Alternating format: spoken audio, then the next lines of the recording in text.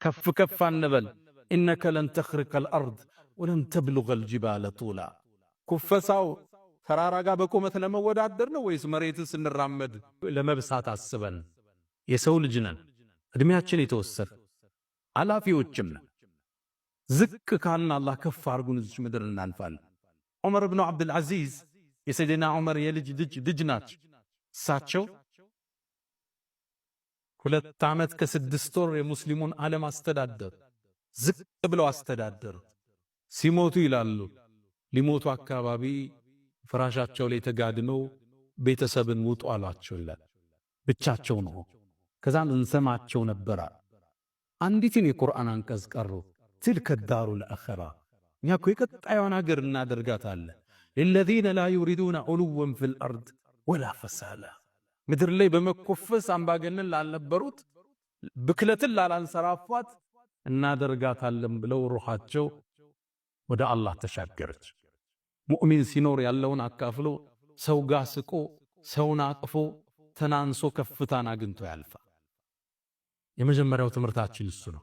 ሁለተኛው ወአሕስን ከማ አሕሰነ አላሁ ኢለይክ፣ አላህ ለሰጠን ጸጋ በማካፈል ውለታውን መመለስ አለብን። ንብረታችንን መጠበቅ አለብን። አላህ ይላሉ ነቢዩ ዓለይሂ ሰላቱ ወሰላም ለባሮቹ ሀብትን ይሰጣቸዋል። የሚያካፍሉት ከሆነ ሀብቱን እዛ ያቆይላቸዋል። እጃቸውን ከሰበሰበ ወደ ሌላ ስም ይቀይረዋል ይላሉ። ሐዲሱን ሰሒህ። ባሮቹ ዘንድ ያሰራጨውና ሲይዙ ይይዝባቸዋል፣ ወደ ሌላ ይቀይረዋል። አካፍሎ ማደር፣ ሰደቃም መስጠት ከዚህ ታሪክ የምንማረው ወሳኝ ነገር ነው። አንዴ ነቢዩና መሐመድ ዓለይሂ ሰላቱ ወሰላም መስጅድ ላይ ቁጭ ብለው እያሉ አንድ የቁርአን አንቀጽ ወረደ።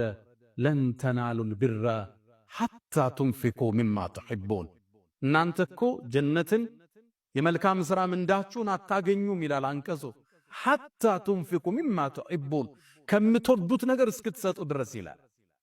ይህን አንቀጽ አቡ ዳህዳህ የሚባለው ታላቁ ሰሃባ ሰማ።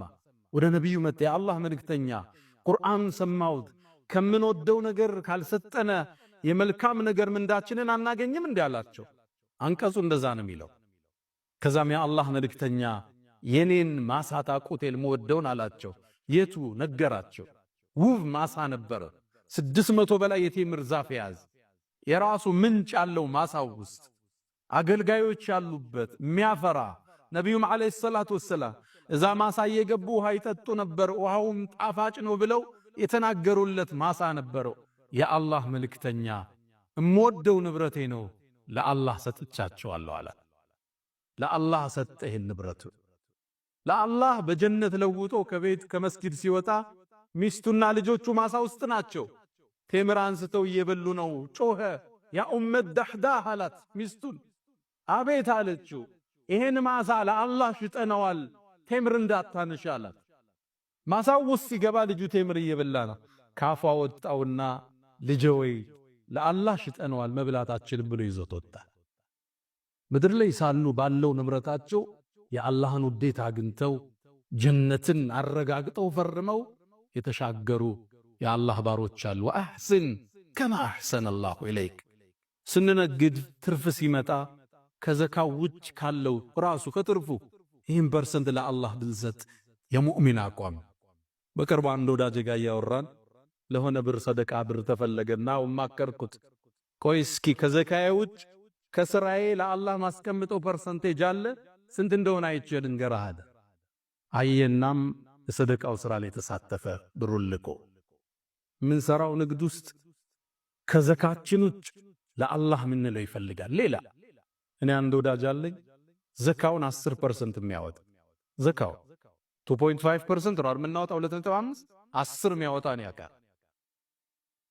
እኛ ውስጡ ነው። የአላህ ደጋግ በሮችን ታገኛላችሁ ስፈትሿቸው። ሀብት ጥቅሙ ምንድነው? ራት እኮ 20 ሺህ ብር ራት አንበላ። ትንሽ ካዝከው በኋላ ልታካፍለው ብቻ ለሌላው ልትኖርለት ብቻ